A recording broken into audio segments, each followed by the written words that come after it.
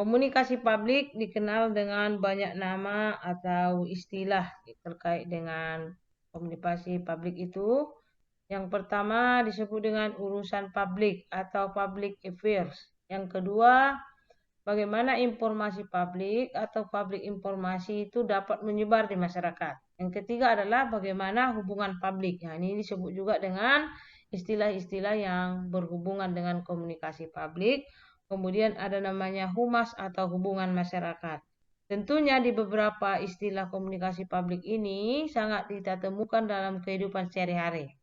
Ya, karena saya sudah sering menyebutkan bahwa manusia disebut dengan John Politikon, artinya tidak bisa hidup tanpa orang lain, selalu membutuhkan orang lain. Karena memang manusia memiliki naluri untuk hidup bersama dan berdampingan dengan orang lain. Nah, komunikasi publik ini adalah kombinasi antara hubungan dengan media massa. Jadi komunikasi publik adalah komunikasi yang disampaikan dalam media massa juga. Artinya selalu didampingi dengan media massa. Supaya apa? Salurannya itu tepat dan bisa pada sasaran yang lebih banyak.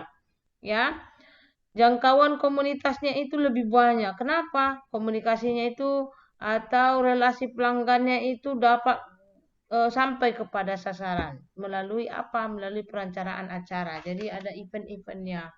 Jadi hal ini kita lihat komunikasi publik ini sangat ditemukan dalam kehidupan sehari-hari. Misalnya ada acara stadium general ya disampaikan melalui informasi-informasi yang menggunakan media atau baru-baru ini misalnya PAI melakukan seminar internasional atau PAI melakukan diskusi ilmiah. Itu selain dia dilakukan melalui uh, apa namanya itu linknya Google Meet atau Zoom, tapi juga bisa dikirimkan melalui link YouTube ya. Link YouTube ini yang bisa diakses oleh berbagai bentuk orang dari manapun. Itulah disebut dengan komunikasi publik.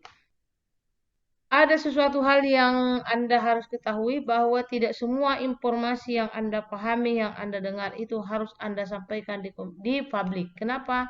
Bisa juga nanti Anda melanggar undang-undang ITE, ya, undang-undang transaksi elektronik.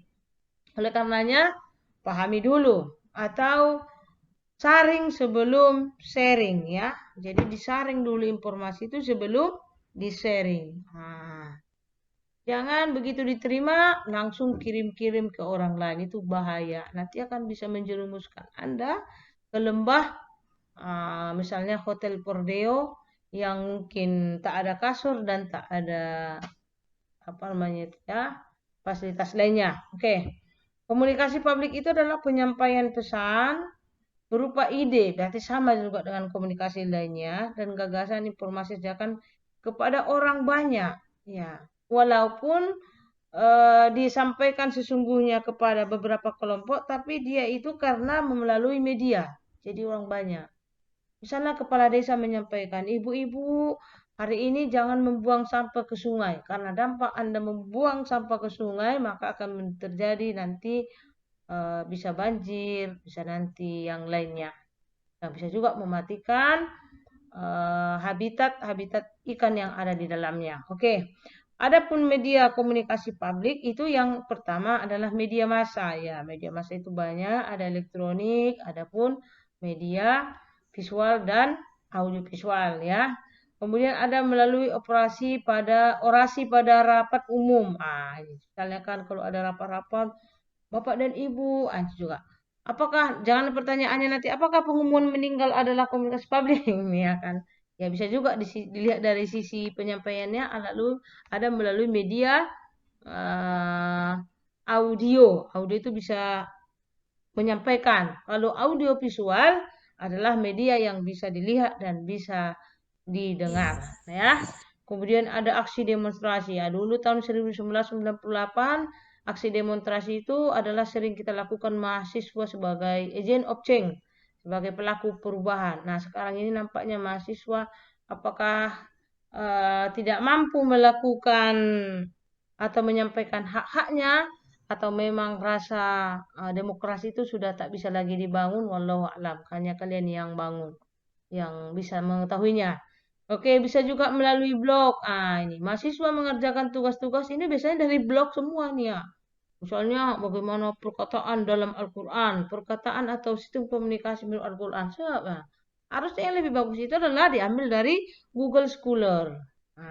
Ya, kenapa? Karena itu terdeteksi bagaimana tingkat keilmiannya bisa lebih dipertanggungjawabkan ya. Ada juga situs jejaring sosial lainnya, banyak kan situs jejaring sosial. Kemudian kolom komentar di website atau blog. Biasanya para beberapa petinggi-petinggi negara itu punya website ya. Bisa juga melalui email. Tapi email ini biasanya tidak bisa ini dilihat oleh beberapa orang karena harus memiliki password dan username apa namanya itu ya yang bisa diakses. Ada juga SMS. Ini sifatnya bisa pribadi, tapi bisa juga kalau SMS-nya itu seperti SMS konten. Misalnya ketika saya punya grup bimbingan mahasiswa. Jadi bisa diklik dari situ masuk ke seluruh mahasiswa yang ada bimbingan saya. Demikian juga sebagai mahasiswa Pancabudi. Nah, misalnya pemberitahuan akan dilakukan vaksin bisa melalui SMS konten ya. Ada lagi surat. Ini berdasarkan daripada surat keputusan ya. Surat pembaca, ada juga reklame dan spanduk. Dulu reklame itu sangat tenar sekali ya kan. Reklame baik sifatnya cetak maupun tidak. Sekarang sudah reklame itu sudah lebih depankan melalui apa elektrik dia. Jadi semacam ada rain text namanya ya dalam kaidah teknik elektro rain text. Jadi tulisannya itu bisa berjalan. Misalnya selamat datang di Pancabudi. Jadi ganti-gantian dia. Bukan hanya orang yang bisa berjalan sekarang. Itulah dia yang disebut dengan komunikasi publik ya. Ciri-ciri komunikasi publik yang pertama satu pihak, pendengar lebih cenderung pasif. Jadi agak jarang bisa dilakukan feedback. Ya. Misalnya hari ini kita stadium general. Seberapa persen lah orang yang bisa menyampaikan feedback atau menyampaikan unek-uneknya atau melakukan pertanyaan hanya sedikit ya. Kemudian interaksi antara sumber dan penerima terbatas, dibatasi. Kemudian umpan balik yang diberikan terbatas juga dilakukan biasanya di tempat umum, di kelas, auditorium, tempat ibadah. Kemudian dihindari oleh sejumlah besar biasanya dan direncanakan. Artinya sudah di planning bahwa akan dilakukan kegiatan ini gitu. Nggak bisa ujuk-ujuk begitu mau melakukan siaran pers langsung disampaikan, nggak bisa. Jadi harus direncanakan. Ada namanya di situ adalah uh, di planning namanya, planning, organizing, working gitu semuanya ya. Jadi harus dilaksanakan dan direncanakan. Jadi kemudian yang selanjutnya adalah sering bertujuan untuk memberikan penerangan atau penghibur ya. Nah, adapun penyampaian komunikasi publik biasanya melalui kontak mata.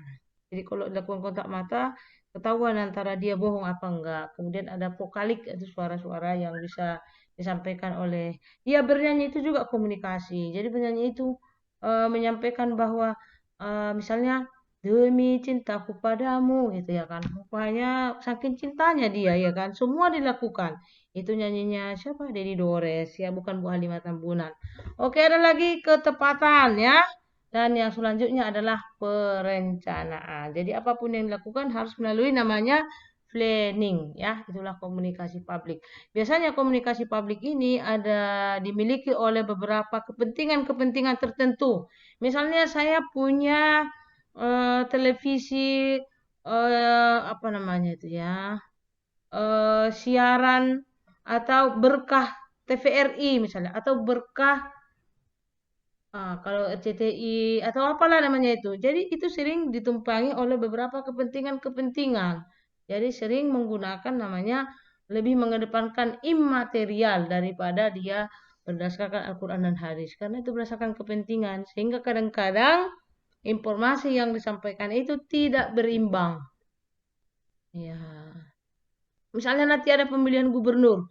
Jadi sama siapa saya? Karena saya pemilik daripada stasiun televisi tadi, saya akan menyampaikan yang lebih cenderung membela dari calon A. Misalnya itulah komunikasi publik. Saya pikir itu saja nak ya. Saya sudah mulai apa ini. Nanti tugasnya ke depan saya berpikir membahas kita minggu depan adalah komunikasi organisasi. Ya, nanti kita akan bahas. Nanti ini saya kirim baca sendirilah ya di apa nih. Insya Allah kirim. Demikian.